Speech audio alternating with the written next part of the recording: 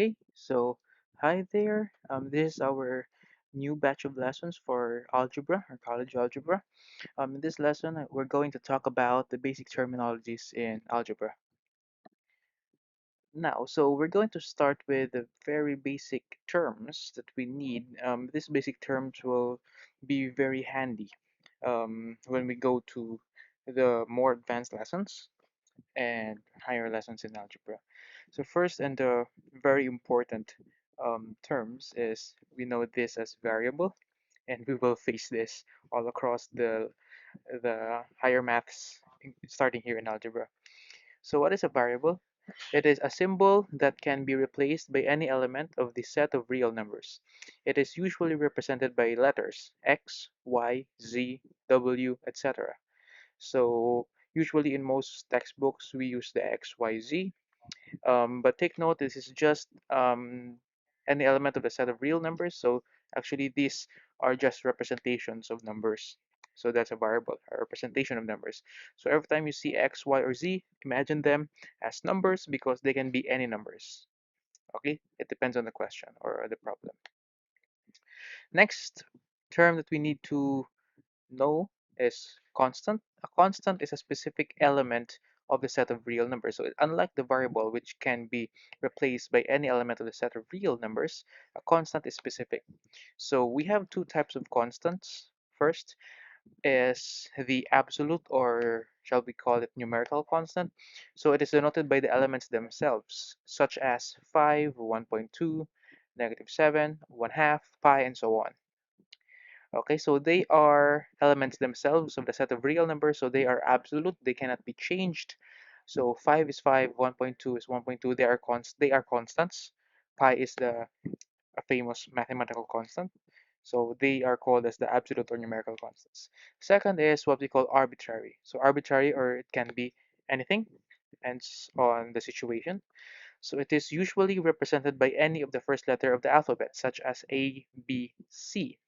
So you will face them usually in formulas where ABC is a real number and XYZ are variables. So we can face them more in the future lessons. Next in our terminologies is algebraic expression. So what is an algebraic expression? So it is a combination of ordinary numbers and letters which represent numbers. Okay, so these letters which represent numbers are the variables themselves, such as, for example, we have 5x squared minus 4xy plus 7y squared. So this is an algebraic expression. Okay, it is composed of ordinary numbers and letters, or which we call variables. So the x is a variable here, the y is a variable here, and we have here a long such expression. So we have 2x cubed minus 4x squared all over 6a squared plus 3b cubed CD. So we have x, y as variables, the numbers as the constants, or or shall we call it the coefficients? We will place that later. And also here, a combination of numbers and letters or variables. So next in our list is what we call the algebraic sum. It is an algebraic expression which has distinct parts connected by plus or minus signs. So actually, this is an example of an algebraic sum.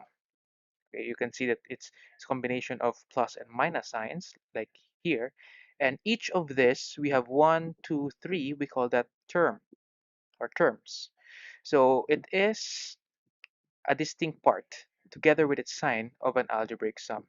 So for instance, when we see 4a squared minus 3ab plus b squared, 4a squared is one term here, minus 3ab is another term, and b squared is another term.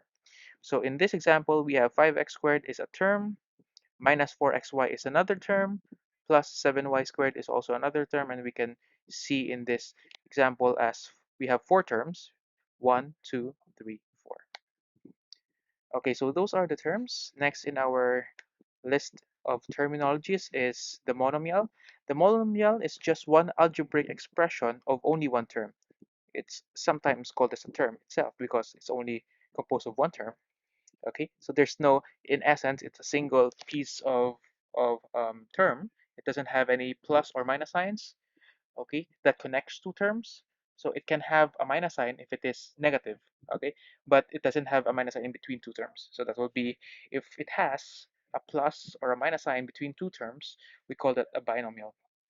So for example, we have 2a, this is a monomial, minus rs, and we have 4x squared. Talking about binomials, so from the word itself, bi, we have two. Mono is one, right? So binomial is an algebraic expression of two terms. For example, we have minus 4a plus 3y, so we have a plus sign between minus 4a and 3y, and that's a binomial. We have 5m squared minus 7mn, so we can see the minus sign in between 5m squared and 7mn. That makes it a binomial. If it has three terms, so trinomial, so it's an algebraic expression of three terms. So for example, we can say that 5x squared minus 3x plus 7 is a trinomial, since we have one term here, three terms.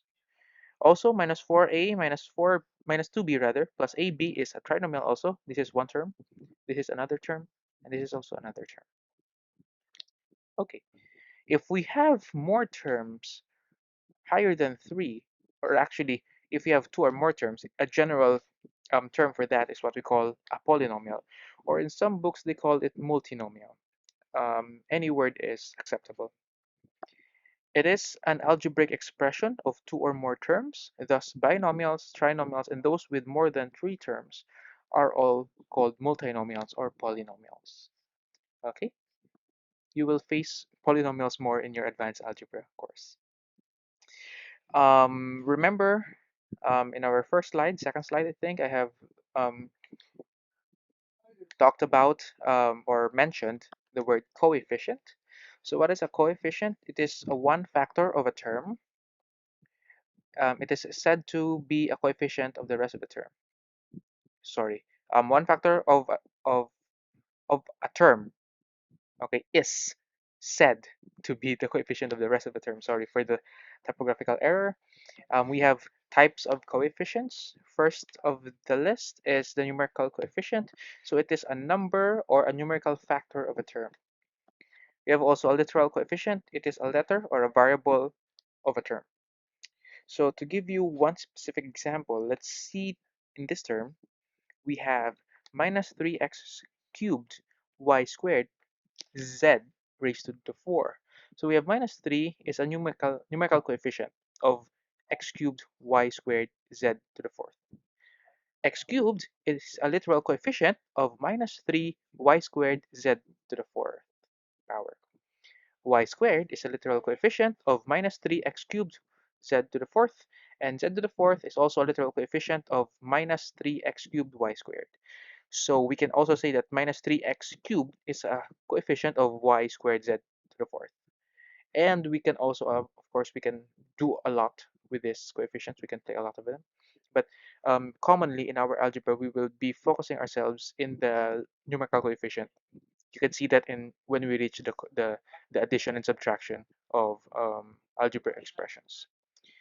Okay, so next in our list is very important. When we add, we do the fundamental operations in algebraic expressions. We're going to call this as like or similar terms. Okay, so these terms which only differ in numerical coefficients. Okay, all the rest, the variables and the degrees are the same. So take note when you say like terms or similar terms, but the common word is like. So when they are like terms, the only the coefficients are not the same, but the variables and the degrees. When you say degree, it's the exponent, okay, which are the same. Again, highlighting this, how can you say that they are like terms? They have the same variable of the same degree or exponent. Okay, I hope that I made it clear. So for instance, when we say minus 2x squared y z cubed plus 5x squared y z cubed plus 3x squared y z cubed, notice that the variables, we can see x squared. It's all the same of x squared here. We can also y of degree 1, and we can also z as z of degree 3 or cubed. So they may be combined because they are like terms. They have the same exponents, of the same degrees. All of them must have the same degrees. So if that's the case, we can add their numerical coefficients because they have the same, or they are like terms. Okay, so using our knowledge in adding or subtracting numbers, since they are like terms, we just need to copy them, but change the numerical coefficient to make them a single term. So minus 2 plus 5 is big number minus small number, that's 3. Copy the sign of the bigger number, that's positive 3. 3 plus 3 is 6, and then copy the rest, the variables. Okay, so that's how we do like terms, and that's how we specifically tell if they are like terms or not. So next up, we're going to talk about the degree of a term. So it is the sum of all exponents in the literal part of the term. Sorry, another typographical error. So for instance, the degree of 2x squared y to the fourth z cubed is 9. Because what we need to do is to add all the exponents. So 2 plus 4 plus 3 is going to give us 9. So that's the degree, okay, for a term. So the degree of 3ABC is 3. Notice that A, B, and C doesn't have any variable, or rather exponents rather, but there is an imaginary 1 there. A raised to 1, B raised to 1, C raised to 1. So we have 1 plus 1 plus 1. That's 3. That's why it's 3. Okay, because we have an invisible 1 as exponents for each variable here. The degree of a constant, such as these, we know constants, right? So they don't have any variables. 6, 0, pi, 3/4 is 0 automatically. They don't have a degree, rather, they have a degree which is 0. Okay, so this is the degree of a term. How about the degree of a polynomial? So it's quite different, not really totally different, but quite different. When we talk about the degree of a polynomial now, it is the same of the term with the highest degree and the non-zero coefficient. Okay, so non-zero coefficient, why is it important to have non-zero coefficient? Because if the coefficient is 0, by the zero property of multiplication, the whole term is 0. Any number multiplied by 0 is 0, so we cannot really deal with non-zero coefficients. So for instance, degree of the polynomial 2x to the fourth minus 3x cubed plus 4x squared minus 2x plus 5 is 4. Why is it 4? Because 4 is the one with the highest degree. Okay, is the term with the highest degree. So x to the fourth.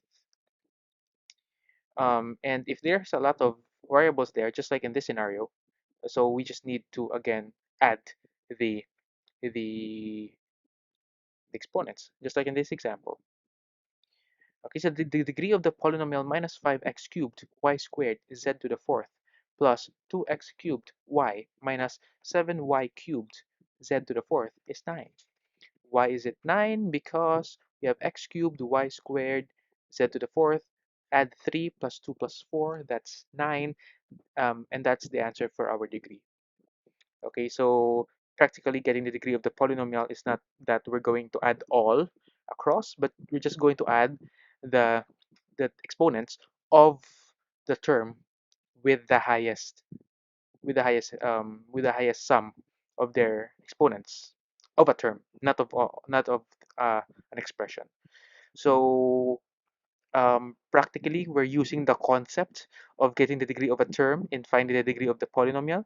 We must know how to get the degree of the term because we just need to find the term with the highest exponent in the polynomial, and we will call that the degree of the whole polynomial. Okay, I hope you get it. Okay, so I think that's the end of our video for today. Just kind of watch it again if you have some trouble in understanding it. Um, you can rewatch and only watch this video as much as you can so that you can understand the concepts well. And take note that understanding these concepts are very much important in going on with higher mathematics and understanding algebra as a whole. Okay, so I think I'll end the video now. Thank you for watching. Don't forget to like and subscribe. And thank you very much. Okay, I'll see you soon. Bye.